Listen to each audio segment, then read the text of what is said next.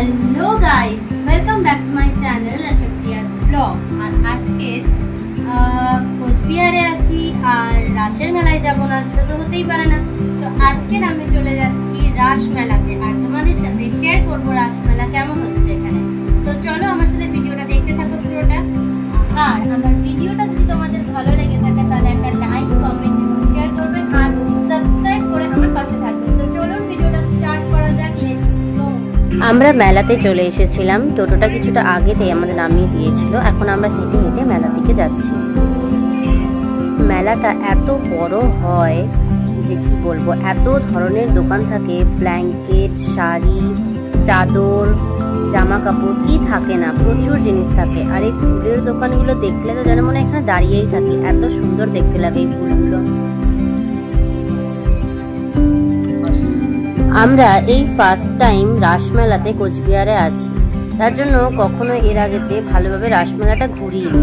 মদনমোহন মন্দিরটা অ্যাকচুয়ালি কোন জায়গাটায় সেটা আমরা বুঝতেই পারিনি। এত ভেতরে ঢুকলাম তাও খুঁজেই পাইনি যে কোথায় মদনমোহন মন্দিরটা ছিল। নাগরদোলাগুলো এত বড় বড় ছিল, দেখলে তো খুব সুন্দর লাগে, কিন্তু চড়তেই ভয় লাগে। আমি তো কখনো চড়িও নি। আর এই রাইডটা দেখো, এত ভয়ানক, কি করে যে মানুষ এর ভেতর বসে থাকে, আমার তো দেখেই ভয় লাগছিল, এত ভয়ানক ছিল।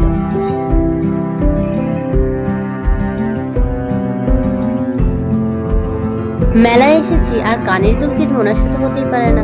আর এতগুলো কানের দুল যে কোনটা ছেড়ে কোনটা কিনবো সেটাই ভাবছিলাম। অনেক তো মেলা ঘুরলাম, এবারে একটু খাওয়া দাওয়ার পালা। এখান থেকে একটু গরম গরম জিলিপি নিয়ে আর একটু তুলো নিয়ে, মানে এটাকে হাওয়াই মিঠাই বলে, আমরা এটাকে তুলোই বলি। আপনারা এটাকে কে কি বলেন আমাকে কমেন্ট করে অবশ্যই জানাবেন।